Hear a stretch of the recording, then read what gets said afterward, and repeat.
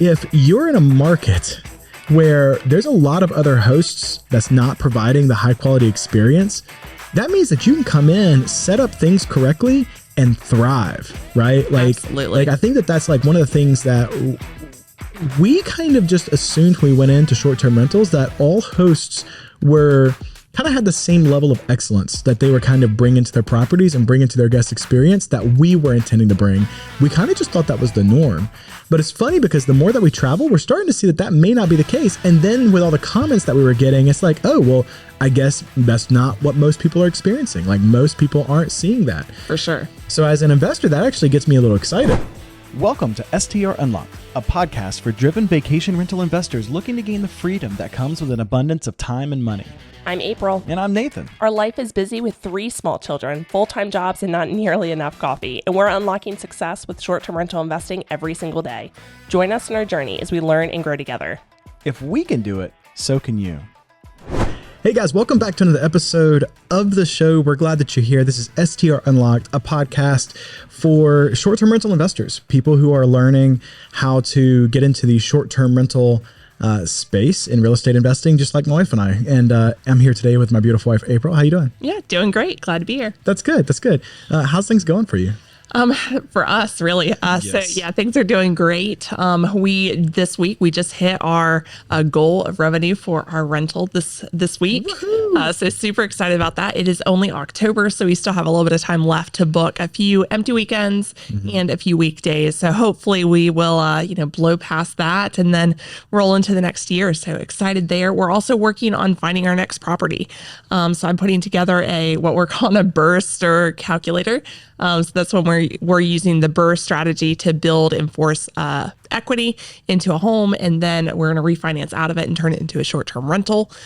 So yeah, we're doing that. We should do a whole episode at some point on why we're doing that, on why we're pivoting that strategy, because our first rental was a new construction build. Right. And so this is entering a whole new world for us.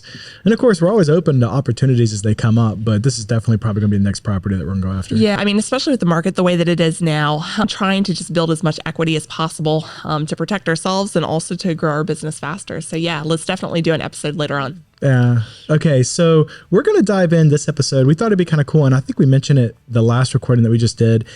We were talking about, the rental that we actually went to ourselves, that we stayed in, but we only stayed for one night. Like we left as quickly as we could that next morning and went to a much, much better rental that cost the same thing, which we're going to talk about, here in just a few minutes. But I mentioned last time, and I'll kind of rephrase it for people who are listening to this for the first time. So we went on a vacation. It was a weekend vacation. We took our 3 boys, really hoping to have a really amazing, relaxing time, be able to spend quality time with our children. And we had just had a really rough experience with our Airbnb that we stayed in the first night, the short-term rental. And so we didn't stay after the first night. We actually ended up leaving, finding another place that was literally a block-ish down the street. We could have walked there. Yeah, we could have walked there. A block down the street that was way, way better for so many reasons. And it literally cost the exact same. And so what was really interesting though, is that we actually posted, and this kind of went mini viral. It ended up getting like 500,000 views on TikTok, and it went pretty crazy, pretty fast, like 400 or 500 comments. So, but what was really interesting was a lot of the feedback that we got on that video. We ended up taking it down because a lot of it ended up getting kind of negative, and that's definitely not the kind of people we are. We like things to stay positive. But what was really interesting though was there was a couple of comments that just kept coming up over and over and over and over on us basically talking about why we ended up not staying past that first night. And in the TikTok video, we're showing people around the rental. And maybe we can show a few clips over this YouTube video as, maybe we can, Jonathan, if you're thinking about it, if you wouldn't mind, maybe edit a few clips over so people can kind of see the rental a little bit. But overall, it was a cute looking rental. It was well designed. The space was a duplex, and we were basically staying in the bottom level of the duplex at this beach house. And the photos really kind of led us to believe that it would feel different when we got there than it really did. And you can go back to the previous episode if you want to kind of dig into that and why we ended up not staying. But Anyway, so I want to talk about the comments that we're getting on a TikTok video. Yeah. Those comments were a little wild. So one of them that was really surprising, because anytime that you go into something like short-term rentals, for example, we kind of had this idea in our mind of what everybody thought short-term rentals were and what they should expect. And come to find out through all of these comments, that certainly was not the case. So one of the comments that kept coming up was, well, if you have these high expectations, if you want quote unquote perfect, then you need to go stay in a hotel, because an Airbnb is basically somebody's home, which typically they were in the past, just somebody's home that they put furniture in, and you're not going to get perfect. You're not going to get great quality. It's just going to be this place that you go to sleep, and it's not going to be that great of an experience for you. So you should go to a hotel. So that was really interesting, because in my mind, as a user of Airbnbs, I always assumed that they were great quality, right? Better quality. It's a better experience if you go to stay at one. Right. So like the last few hotels that I've stayed at felt kind of gross, to be honest. And like, if there's one thing I'm a little bit bougie about, it's where I stay the night. Like, I want it to feel safe. I want it to feel clean. And so, Is that bougie though? Well, but like, I'm willing to not go to a Motel 6. I'm willing to go someplace where I feel like I'm going to have a little bit higher level of comfort. But I mean, we don't go stay in 4 or 5 star hotels. Like, that's not us, right? We're typically kind of the middle of the road. If we can find something somewhere around $100 to like $300 a night, that's kind of the lane that we typically stay in when we go to hotels.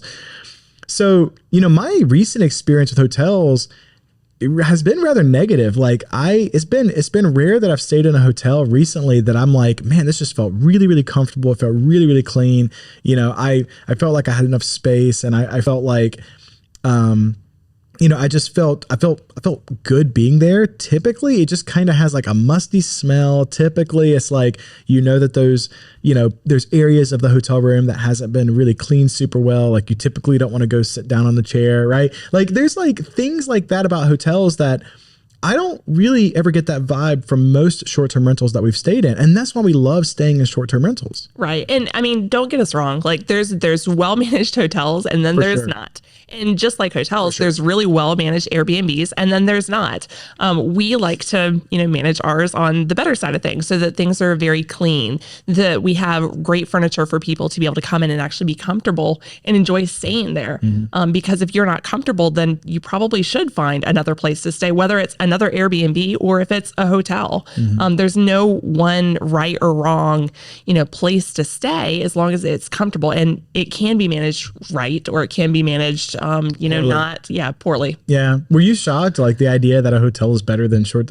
Because like, literally people were saying in the comments, they were like, well, you should just go stay at a hotel then. Right. And I'm like, in the price that we paid, we could have gotten a few different hotel rooms. Yeah. We actually, decided to stay. Number one, we like to support other Airbnb hosts. And so we like to stay in Airbnbs when we travel. But also because we have 3 small kids. And if we're in a hotel room, like, once everybody goes to bed at 7, we can't do anything else. We can't make any noise. We can't have the TV on. And so we like having our own separate rooms to be able to spread out and make sure that everybody's sleeping well. Yeah. I was a little shocked, because you can stay in a hotel, but that's not the experience that we were going after. Yeah. And I think that the expectations right now, or at least the experiences that a lot of people have had, is that Airbnbs aren't this good experience. And I don't know, that kind of makes me sad. Like, as an owner, I want to be able to provide these great experiences for people, and to think that that's the general consensus, at least what we were seeing in the comments. Yeah. I think that it leaves a lot of room for improvement. Well, yeah, but I also think it means that there's probably massive opportunity, right? Absolutely. Like, this is one of those things where, like, you step back and you go, okay, so why are there so many comments saying that basically Airbnbs are terrible? Because that was what a lot of the comments are. Yeah. It's like, well, you get what you pay. I was like, but this is like this is what we thought was a nice short-term rental. I think we were paying something like $550 a night or $600 a night or something like that. And, we were kind of under the impression that we were going to have a better experience than what we had. And so anyway, pulling back a little bit, I think the comments are rather reflective of the general public's opinion to some extent about how short-term rentals are a bad thing. Because I don't know about you guys, but like, I've been seeing a lot of news articles talking about how, Airbnbs are ripping people off, and it's not a great value like it used to be. It was like, you were staying in somebody's home. And that was actually a lot of comments that we got too. People think that that's still what it is.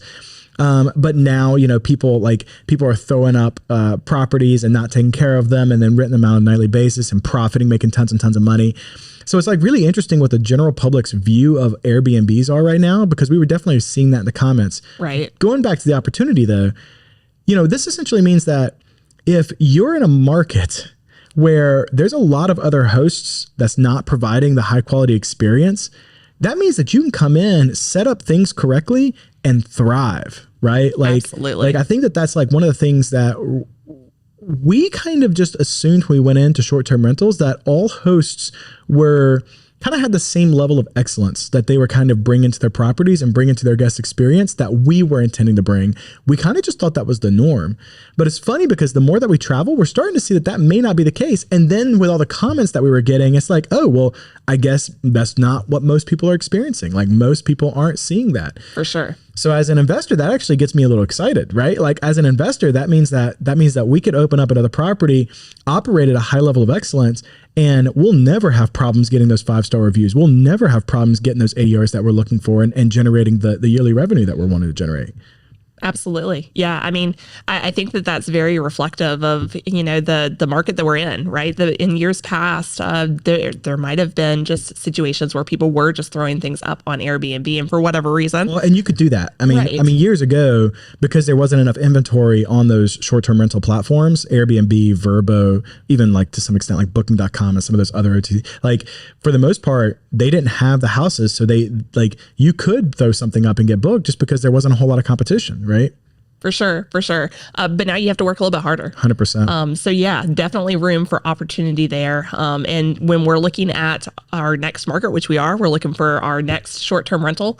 One of the markets that we're going to be looking at is that beach market. 100%. Yeah, 100%. All right. So let's talk about the second rental that we actually went to and that we ended up booking. Yeah. So tell everybody about that. Yeah. So, I mean, in the middle of our horrible night of stay, which again, if you want to listen to that, you can listen to the previous episode, but we actually looked for another rental to stay because we knew that we had to move. So we actually did. The service there, let me just start by saying the hosts on both of the rentals were phenomenal, 100%. like very communicative. Yeah. And I can't speak highly enough of them.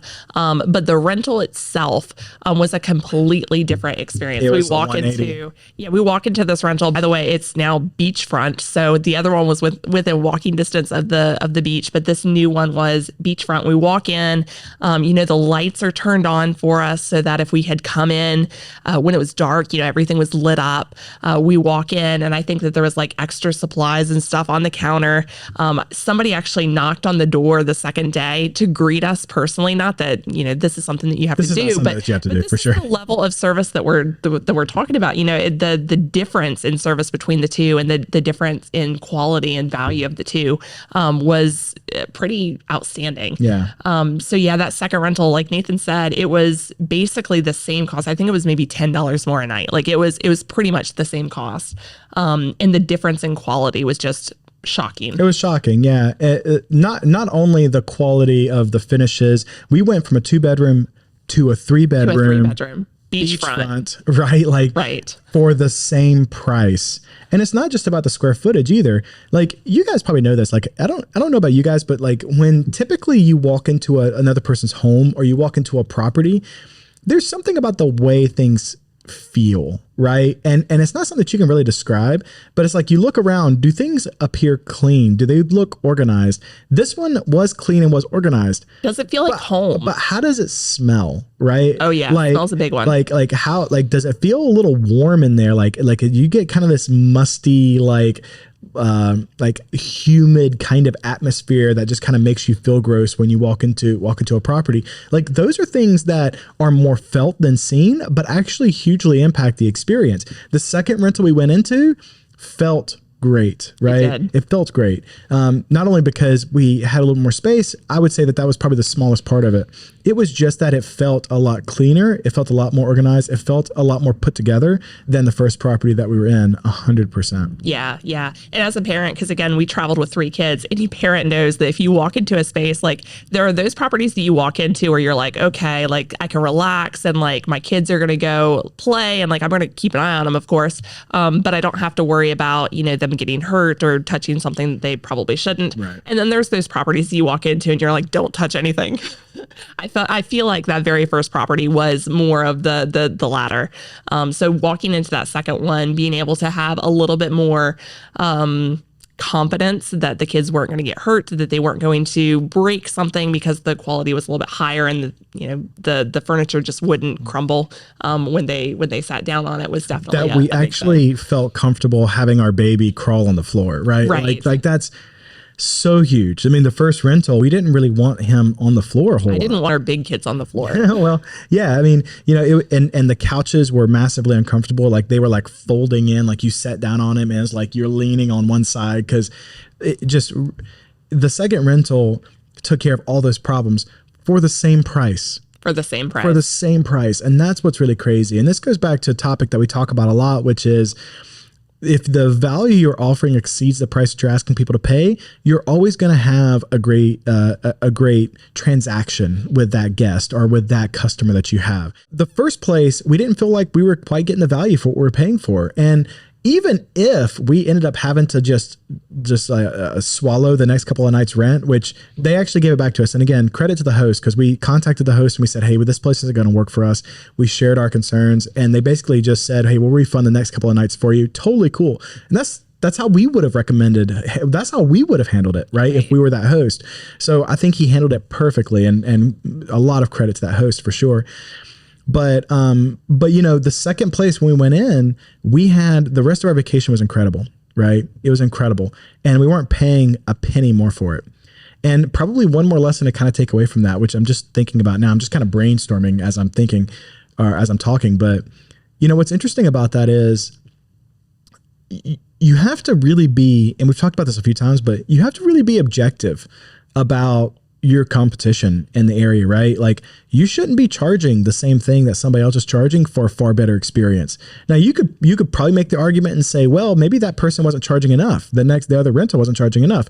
That might be true. Because I haven't done the competitive analysis for the market, but the reality is, like, you're going to have a tough time in business if you're charging the same thing that your competitors are charging for a worse experience for your guests. For sure. So that's just something to be. Pricing is everything in this business. Like how you price your nightly rental is everything. And having a strategy that makes sense behind your pricing is everything. That's why we're able to profit the way we are off of our short-term rental. And we've really learned that, making sure that you're staying abreast of like, the closest rentals to you in size, bedroom count, amenities, views, location, making sure that you're keeping your thumb on how much they're charging on a nightly basis. And are there, should they be charging more than you? Should they be charging less than you? And then pricing your rental accordingly. That's like everything in this game for sure. Absolutely. All right. So talk to us about the last comment that we just kept seeing over and over and over, which is, well, there's no reason to invest in high quality furniture because people are just going to trash your rental. Like that's what we kept hearing. Right.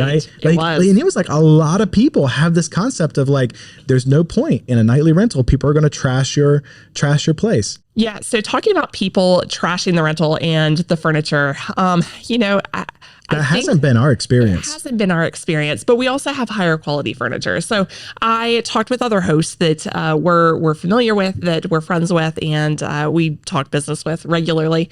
And what we found was that, a lot of people do put higher quality furniture in there because it tends to last longer. So I did another TikTok video around furniture and the price of furniture and how long it lasts, and the price of it, the cost of that furniture over time. And what I found was that, for an IKEA sofa, for example, if you were to just go to IKEA and buy a standard sofa. Man, people lost their minds when you started trashing IKEA. Listen, we have a lot of IKEA furniture in our house. There's nothing wrong with IKEA. We do have a lot of IKEA I'm furniture. just saying that it's a little bit, it's on the lower end of furniture. People were losing their minds. As opposed to Lazy Boy. So I'm using IKEA as an example, but please, there's nothing wrong with IKEA. We have tons of IKEA furniture in our home as well.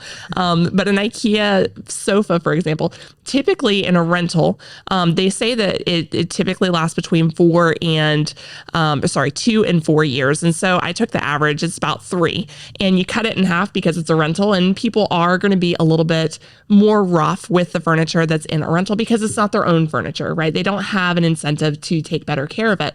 But a year and a half is the average for a rental sofa that comes from IKEA. If you're spending $600 on that sofa, then that means that averaged out, and I don't have the numbers in front of me, but you're spending a certain cost per year if you spread out that cost over that year and a half. But if you were to buy something like a Lazy Boy sofa, for example, which isn't the top of the line, it's about mid-range, but typically those last a lot longer. So that might last 6 to 8 years. And if, average that up to 7, now you cut it in half, it's 3.5.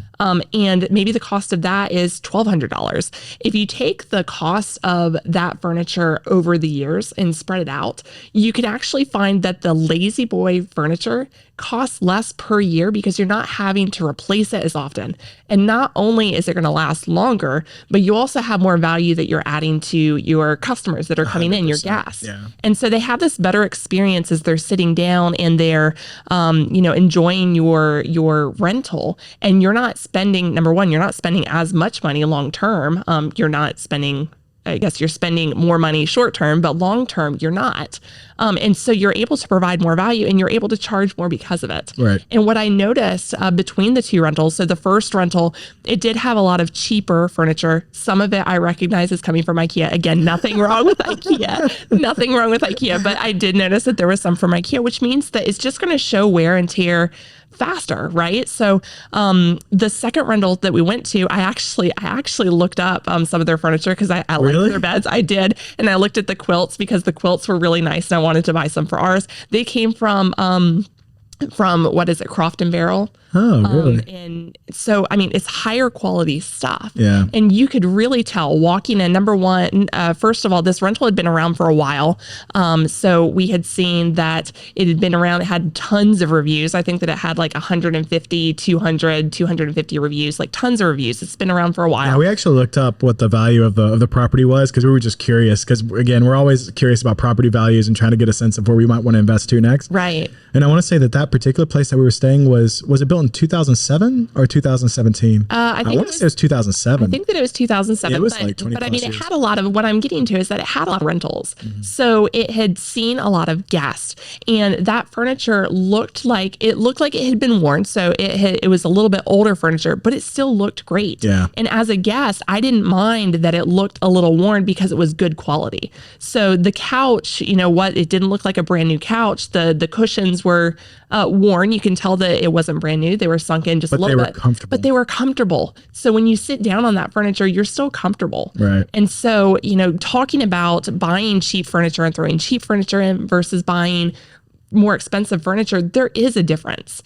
And yes, you're spending a little bit more money, but that doesn't mean that everybody's just going to come in and trash your stuff. You're actually providing a better experience and honestly being a better business owner if you're buying the more expensive stuff that will last a little bit longer and provide a better value. Now, again, if you want to provide a affordable place and you want to, have that lower price point and you're not going for high-end luxury, there's a time and a place, right? If that's your market, there's nothing wrong with that.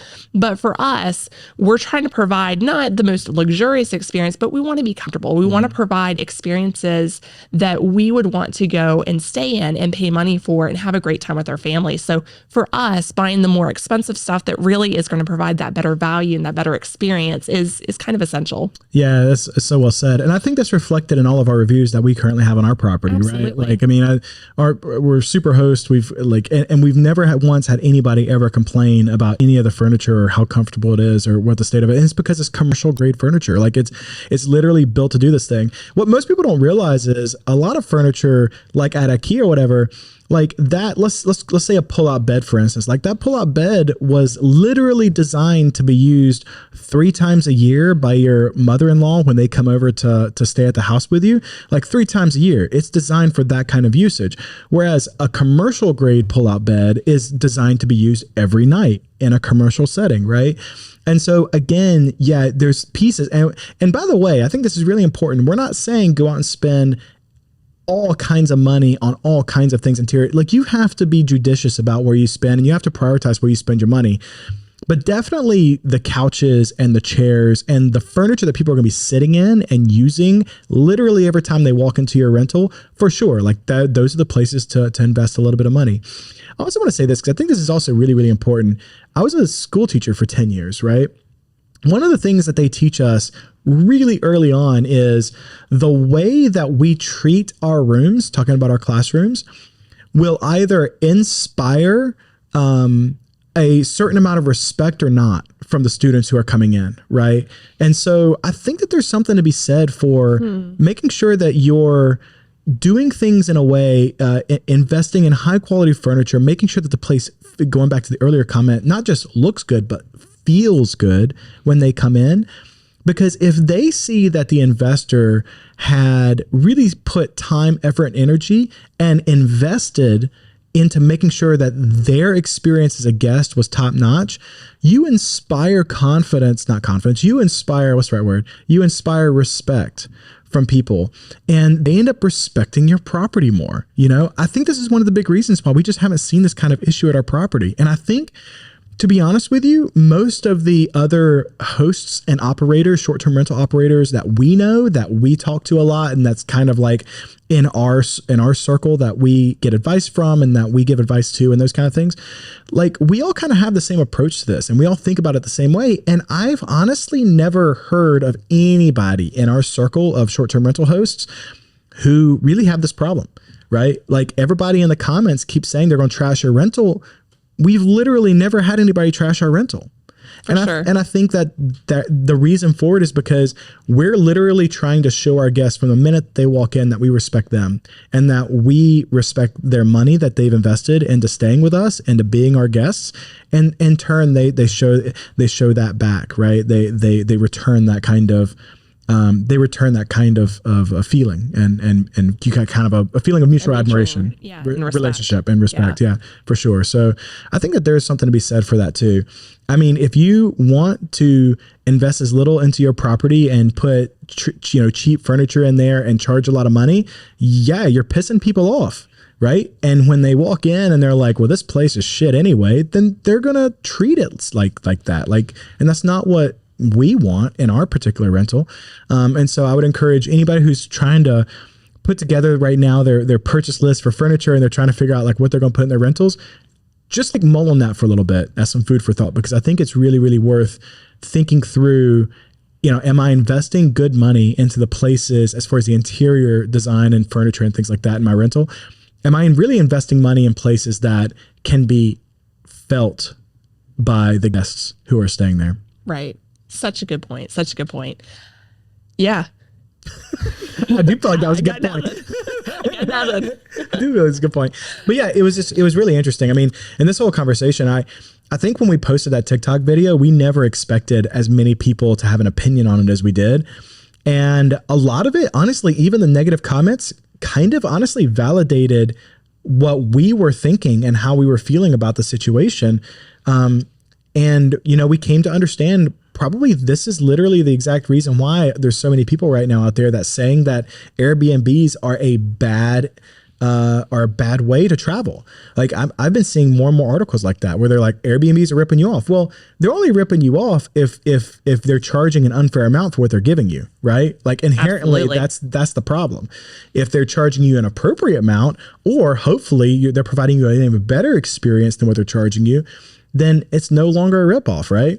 And I think this is definitely, I honestly feel like this is something that needs to be talked about more in the host community for sure. Like this is a topic of conversation that really needs to be brought up more often. Yeah. And we've talked about it before. If you're running an Airbnb, you're not, this isn't just something that you're doing. You're running a hospitality business. Yeah. Right. And approaching it from a hospitality business and setting yourself and your business up for success, not being emotional about it, but providing that experience and setting that price level at the same value that you're offering, or, a little bit below that value, so that you're setting expectations low and delivering high and exceeding those expectations is always a great thing. 100%. 100%. So guys, hopefully you got a few little nuggets out of this conversation. This was our experience and we hope that it serves you in some small way. It was definitely interesting and we learned a lot from going on vacation and doing it. And we actually have another vacation that's coming up in a few weeks. So we're likely on the way down. We're taking a cruise. Likely on the way down, we'll probably stay at another short-term rental on the way. So, this is maybe a tip that I want to finish this episode with. As a short-term rental host, try to stay in as many other rentals as you can, not only to support each other and to support the other hosts, but to really learn, right? Not just from the things that are great that other people are doing that's fantastic, but you also get to learn from the things that they're not doing well. And you'd be really surprised when you walk away from an experience and you're like, yeah, I want to make sure I'm not doing that in your property, because you might be and you just don't know it, right? So April, thanks. Yeah, absolutely. It's always a great time talking with you. 100%. And guys, if you want to find out more information, you can head over to strunlocked.com and also check us out on all the socials. We're actually right now in the process of building everything out. So we've got the TikTok going, we've got an Instagram now going, but it's all coming to fruition soon enough. So go check it out if you're interested. And thanks again for your attention. We can't tell you how much we appreciate it. We hope you guys have an amazing day. Yep. Thanks, everyone. See ya. Hey everyone, thanks for listening. Hopefully this was really helpful to you in your journey of building a business. If you liked what you heard, please click subscribe and go to iTunes and give us a rating. That helps us out tremendously when we're producing, hopefully, content of huge value to you. I can't tell you how much I appreciate it, and I hope that you have an amazing week. Go out there and crush it. I'll see you soon.